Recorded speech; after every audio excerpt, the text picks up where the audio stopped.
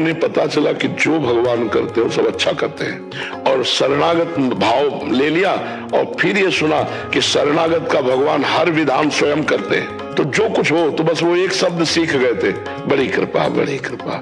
तो एक दिन राजा शिकार खेलने गया तो उसका अंगूठा कट गया, प्रत्यंचा खींच के तो चूक हो गई, तो सट से अंगूठा उड़ गया। उनका मंत्री हमारा अंगूठा कट गया, बोले बड़ी कृपा बड़ी कृपा। बोले मेरा अंगूठा कट गया, कह रहे भगवान की बड़ी कृपा, उठाओ इसको जेल में डाल दो।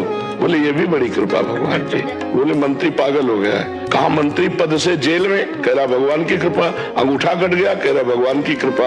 प्रतिकूलता में भगवान की कृपा। अब वो राजा थे, आज भी ऐसे ऐसे डॉक्टर है कि आपका हाथ कट जाए और कुछ समय है, उस समय तक यदि वो उसको तो वो कार्यरत हो जाएगा, तो तुरंत अंगूठा उनका जोड़ा गया। वो तो वैद्य रहते थे और वो कार्यरत कुछ दिनों में हुआ और वो शिकार खेलने गए।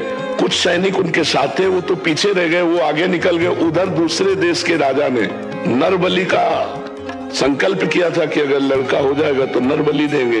तो नरबलि की खोज करे तो देखा राजा बोले इससे बढ़िया नर कौन होगा, मनुष्यों में श्रेष्ठ है, बंदी बनाओ इसको। और वो अकेले थे, बंदी बना लिए गए। वहां ले गए तो नरबलि उसी की दी जाती है जिसकी तनिक भी कहीं खरोच न लगी हो, संपूर्ण।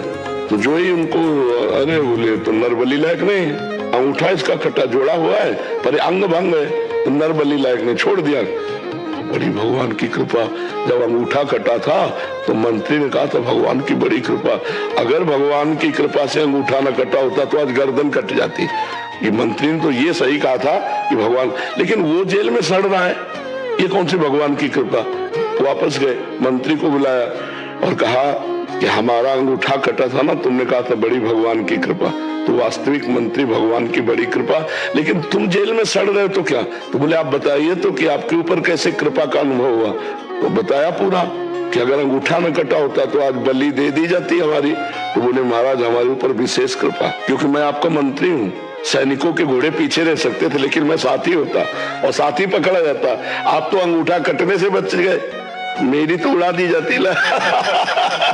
तो मुझे भगवान ने जेल में। तो भगवान का हर विधान मंगलमय होता है, चूंकि पर्दे में रहता है इसलिए हम जान नहीं पाते। हमें लगता है हम जैसा चाहते हैं वैसा हो जाए तो मंगल है।